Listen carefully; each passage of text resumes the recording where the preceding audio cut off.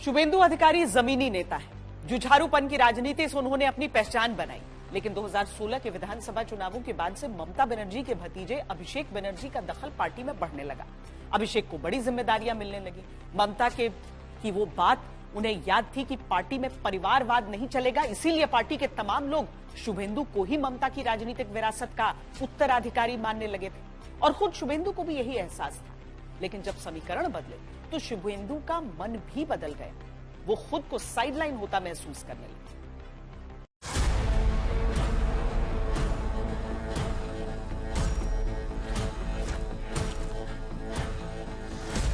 2019 के लोकसभा चुनाव आते आते शुभेंदु का मोह टीएमसी से भंग हो चुका था।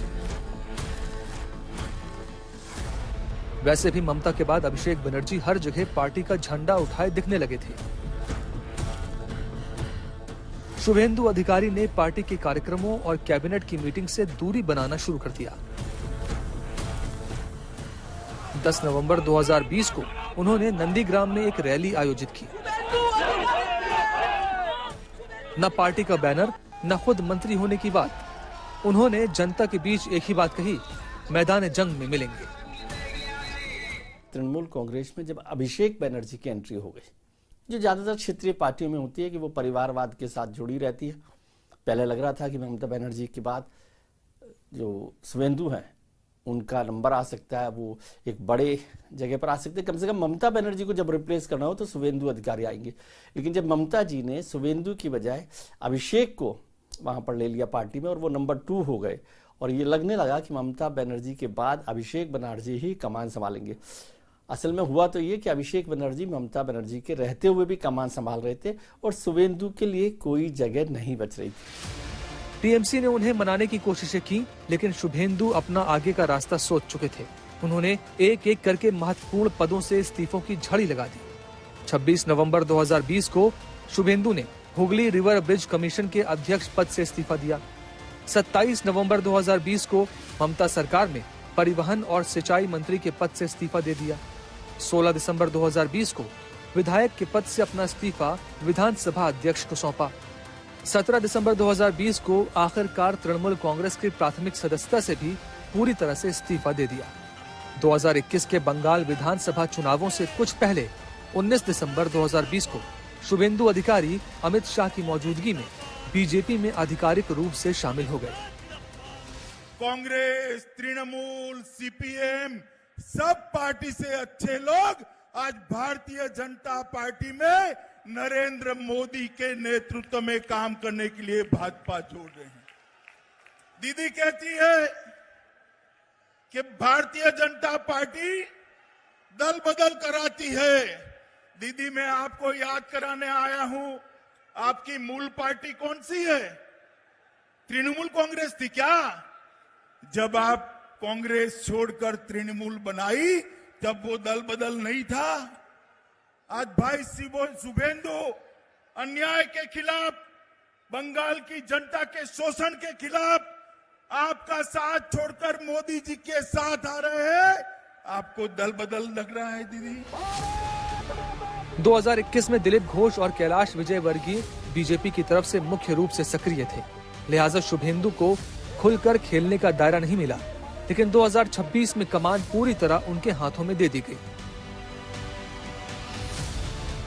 भारतीय जनता पार्टी में उनको ये मौका इसलिए दिखाई दे रहा था कि वो एक ऐसी पार्टी थी जहां पर उनको भविष्य दिखाई दे रहा था। कांग्रेस वहां पर खत्म हो गई थी, लेफ्ट का तो कोई हिसाब किताब ही नहीं बचा था। तो भारतीय जनता पार्टी उनको एक ऐसी भविष्य वाली पार्टी दिख रही थी जहां वो कमान संभाल सकते हैं। और भारतीय जनता पार्टी को भी लगा कि एक मजबूत बना बनाया नेता बंगाल का वहां उनको मिल रहा है।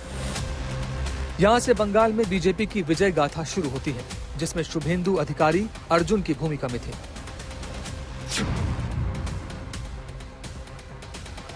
नंदीग्राम की जीत के बाद मई 2021 में उन्हें पश्चिम बंगाल विधानसभा में नेता प्रतिपक्ष नियुक्त किया गया।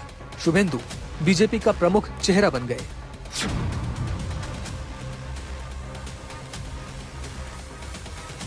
– 2021 के चुनाव में हार के बाद गुटबाजी से जूझ रही बंगाल बीजेपी में शुभेंदु ने नेताओं को एकजुट करने का काम किया और आगे की लड़ाई के लिए तैयार किया। 2021 के चुनाव परिणाम आने के बाद बंगाल में हुई राजनीतिक हिंसा के खिलाफ शुभेंदु ने कलकत्ता उच्च न्यायालय में सबूतों के साथ याचिकाएं दायर की। नतीजतन अदालत ने मामले में एफआईआर दर्ज करने और जांच के आदेश दिए। इसके अलावा वो शारदा चिट फंड घोटाले और अन्य भ्रष्टाचार मामलों में टीएमसी नेताओं के खिलाफ सख्त कार्रवाई का मुद्दा उठाते रहे। जो शारदा चिट फंड स्कैम है उसकी मेन कॉन्स्पिरेटर और मनी ट्रेल के लिए सबसे बिग बेनिफिशियरी का नाम है ममता बनर्जी। उन्होंने नागरिकता संशोधन अधिनियम के तहत हिंदू शरणार्थियों को नागरिकता देने का पुरजोर समर्थन किया।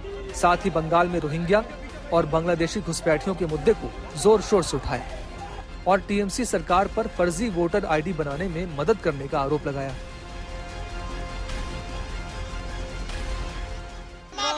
का जीत होगा। 2 करोड़ हिंदू धर्म को रक्षा करते हुए ये लोग को सीधा सीधा बांग्लादेश से भगाया और पाकिस्तान का जिहादी ये लोग सब हिंदू को भगाया। मेरा माँ को भी भगाया, गायत्री भट्टाचार्य बरिशाल से। 2 करोड़ बंगाली हिंदू का जीत होगा। हमारी गुरुचांद ठाकुर, हरिचांद ठाकुर का जीत होगा। 2021 में ममता को नंदीग्राम में हराने के बाद 2026 के चुनावों में शुभेंदु अधिकारी ने ममता बनर्जी को उनकी ही सीट भवानीपुर निर्वाचन क्षेत्र से भी चुनौती दी। इसके जरिए उन्होंने खुद को पार्टी के प्रमुख चेहरे के तौर पर स्थापित किया। इससे जनता के बीच वो बड़े और मजबूत नेता के तौर पर उभरे। शुभेंदु दा हमारे नंदीग्राम से लड़ना चाहते थे। मैंने शुभेंदु दा को कहा था कि सिर्फ नंदीग्राम नहीं, ममता के घर में जाकर उसको हराना है। शुभेंदु पर बीजेपी का भरोसा काम आया। शुभेंदु ने खुलकर ममता को चुनौती दी और उन्हें मुद्दों पर ललकारा। ममता बनर्जी के 1.5 दशक के शासन का अंत हुआ और इसमें शुभेंदु की भूमिका सबसे बड़े लड़ैया के तौर पर सामने आई।